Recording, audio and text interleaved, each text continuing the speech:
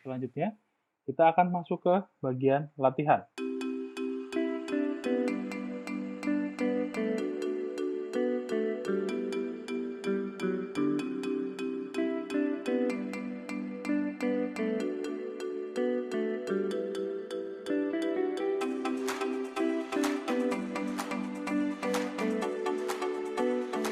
Oke, untuk bagian latihan ini akan dibagi menjadi dua, yaitu kegiatan praktikum atau latihan guided,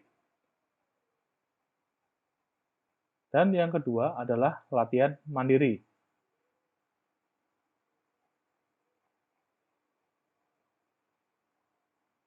Kita akan masuk ke bagian yang pertama, yaitu latihan guided.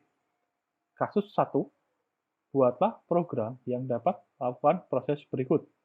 1. Membuat dan mencetak tapel, membagi tapel ke dalam string, membuat tapel yang berisi string dari sebuah kata. 4. Membuat tapel yang berisi semua, kecuali huruf pertama dari sebuah string. Yang kelima, mencetak tapel secara terbalik urutannya.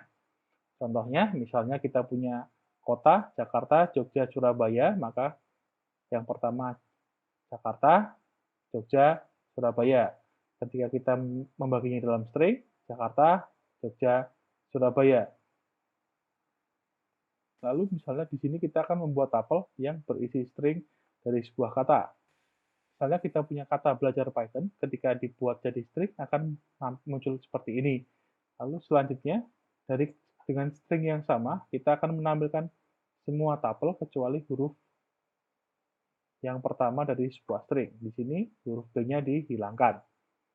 Nah, lalu yang kelima, mencetak tapel dengan urutan terbalik. Misalnya urutannya pertama seperti ini, Jaka, Joko, Jono, kita cetak dengan urutan terbalik. Jono dulu dari belakang, Joko di tengah, dan Jaka di depan. Nah, ini untuk kasus yang pertama.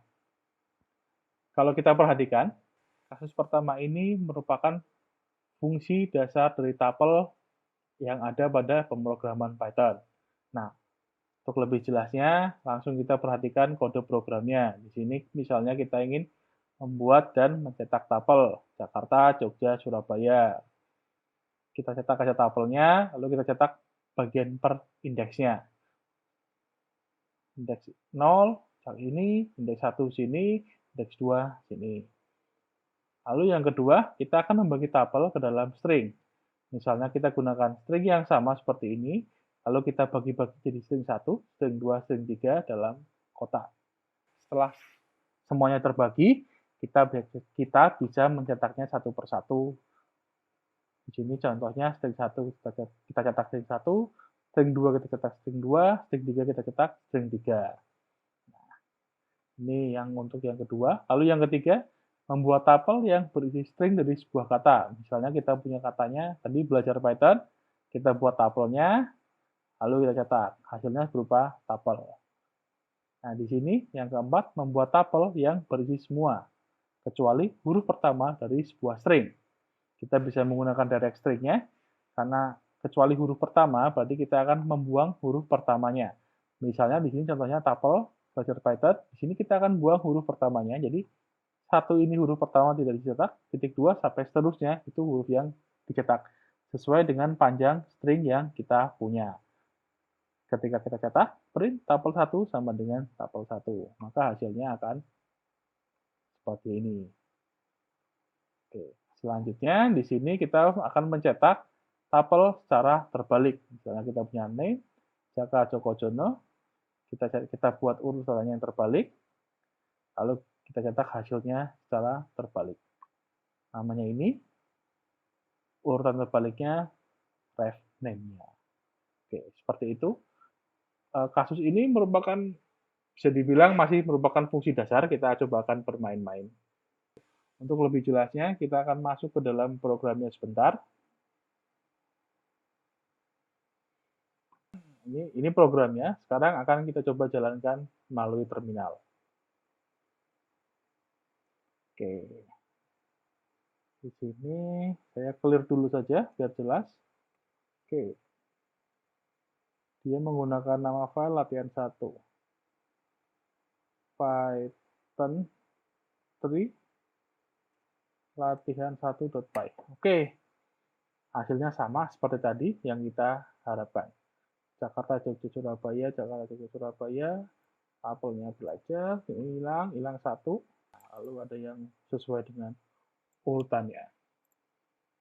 Ini untuk yang kasus pertama. Selanjutnya kita masuk ke dalam kasus yang kedua. Kasus kedua ini, buatlah program yang dapat menghitung jumlah commit yang dilakukan oleh akun email tertentu. Gunakan file box, short.txt, atau box.txt. Nah, di sini contohnya, misalnya kita masukkan namanya, kita gunakan box short, maka dia akan mencetak jumlah email ini yang melakukan commit terbanyak. Lalu, di sini, ketika kita coba dengan file yang lain, jumlah email ini yang melakukan commit terbanyak juga. Untuk mengerjakan kasus yang kedua ini, ada beberapa langkah. Yang pertama, kita harus membaca file teksnya, karena kita menggunakan file teks ini. Kita akan menggunakan parsing, from, dan line, dan hitung pesan yang ada di dalam dictionary. Buat list untuk mencetak tuple, email sama jumlahnya. Gunakan urutan terbalik untuk mencetak email yang paling banyak melakukan commit. Misalnya di sini kita gunakan polanya, kita cari yang from. Setelah from ini akan muncul nama emailnya. Nah, nanti email ini yang akan kita count jumlahnya sebagai jumlah ketika akun email ini melakukan commit pada waktu tertentu. Nah, sekarang akan kita coba lihat filenya. Ini untuk file box.txt-nya. Nah, kita lihat, kita akan ambil menggunakan di sini. Saya perbesar sebentar. Oke. Kita lihat ini di sini from-nya. Lalu juga di sini from-nya. Nanti kita hitung dia yang paling banyak melakukan commit atau tidak. Ini untuk file box-nya.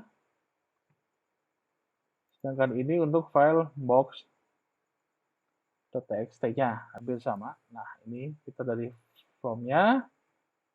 Ini from-nya juga. Nanti kita akan menggunakan dua file ini. Oke. Berdasarkan pengecekan yang telah kita lakukan tadi, dapat dibuat kode programnya seperti berikut ini. Jadi di sini kita buat dictionary emailnya dulu, lalu kita buat listnya. Seperti biasa, kita membuat file handler untuk membaca dan membuka file. Nah, setelah filenya bisa dibaca, seperti biasa, kita akan membaginya berdasarkan jumlah barisnya. Kita bisa menggunakan split. Nah, lalu kita hitung katanya. Jika katanya kurang dari 2 atau kata pada indeks ke 0 tidak sama dengan from, maka kita bisa lanjutkan cari katanya. Tapi ketika kondisi tidak terpenuhi, maka otomatis dia akan mendapatkan from kan. Nah, ketika from-nya dapat, maka dia akan mengecek dulu emailnya. Ketika emailnya tidak ada dalam dictionary, maka dia akan menambahkan satu. Ketika emailnya sudah ada dan sama, dia akan menambahkan satu lagi untuk sebagai fungsi penghitungnya. Nah, di sini selanjutnya kita bisa mengisi daftar dengan nilai kunci dari dictionary. Kita menggunakan key dan val seperti yang sebelumnya. Ini listnya, kita gunakan item. Nah, di sini kita bisa mengisinya menggunakan fungsi list append yang berisi value dan key-nya. Seperti biasa, kita short untuk mendapatkan nilai secara urutan. Kita gunakan reverse sama dengan true untuk mendapatkan nilai yang tertinggi. Jadi model short-nya adalah, default short-nya adalah ascending, dari kecil sampai besar. Karena kita butuh nilai yang besar, maka kita balik menggunakan fungsi reverse. Lalu di sini kita tampilkan nilai pertama saja yang terbesar. Setelah itu kita cetak berdasarkan value dan key-nya.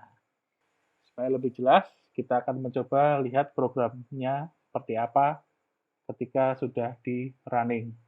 Oke, ini programnya. Oke, sekarang kita coba jalankan programnya. Kita gunakan Python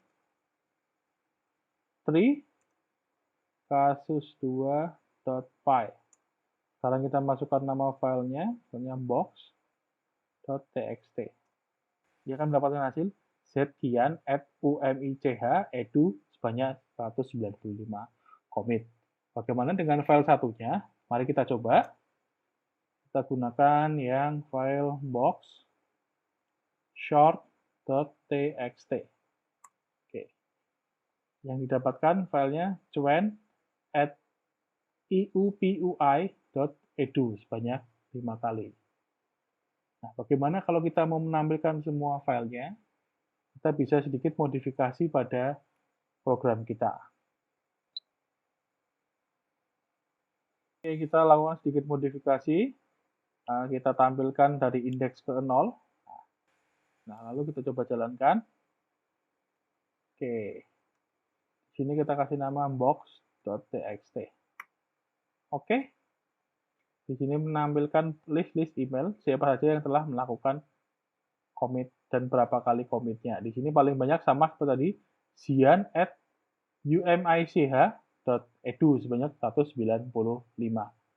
Bagaimana dengan file satunya? Mari kita coba. box.short.txt. Oke. Di sini ini untuk file box.short.txt-nya. Seperti tadi di sini muncul yang paling banyak melakukan adalah swan@iupui.edu. Hasilnya sama, dia melakukan sebanyak 5 kali. Nah, selanjutnya kita akan masuk ke bagian latihan mandiri. Nah, untuk bagian latihan mandiri ini ada 3 soal. Yang pertama, buatlah program untuk melakukan pengecekan apakah semua anggota yang ada dalam tabel itu sama. Jadi ketika anggota tabelnya sama, maka dia akan mengeluarkan true. Ketika berbeda, dia akan mengeluarkan false. Lalu yang kedua, buatlah program dengan menggunakan tabel yang dapat melakukan proses seperti pada kasus 11.1. Kasus yang sebelumnya, gunakan data diri Anda masing-masing dan lakukan perubahan supaya didapatkan output seperti ini. Misalnya namanya Matahari Bakti India, NIM-nya 22064091, Bantul, DI Yogyakarta. Ketika kita mau mencetak terpisah, NIM, nama, alamat. Coba NIM, nama depan, nama belakang. Diharapkan menggunakan data diri masing-masing, NIM, nama, dan alamat. Untuk test case-nya, supaya didapatkan hasil yang berbeda-beda untuk setiap orang.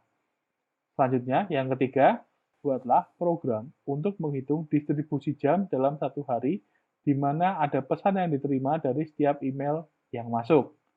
Gunakan file box short.txt sebagai datanya. Berikut ini adalah contoh output dari programnya. Misalnya kita masukkan namanya, maka dia akan muncul jam 4 itu ada 3 email, jam 6 ada 1 email, jam 7 1 email, sampai jam 19 itu ada 1 email.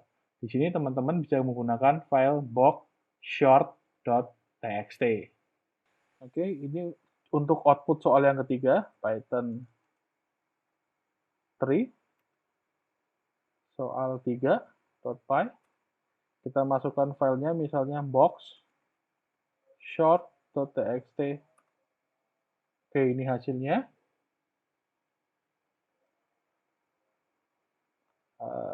Lalu kita coba dengan file yang lain. Misalnya kita gunakan file box.txt.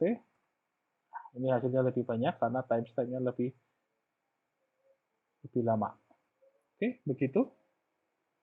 Ini untuk latihan mandiri kita. Oke, sekian materi kita kali ini.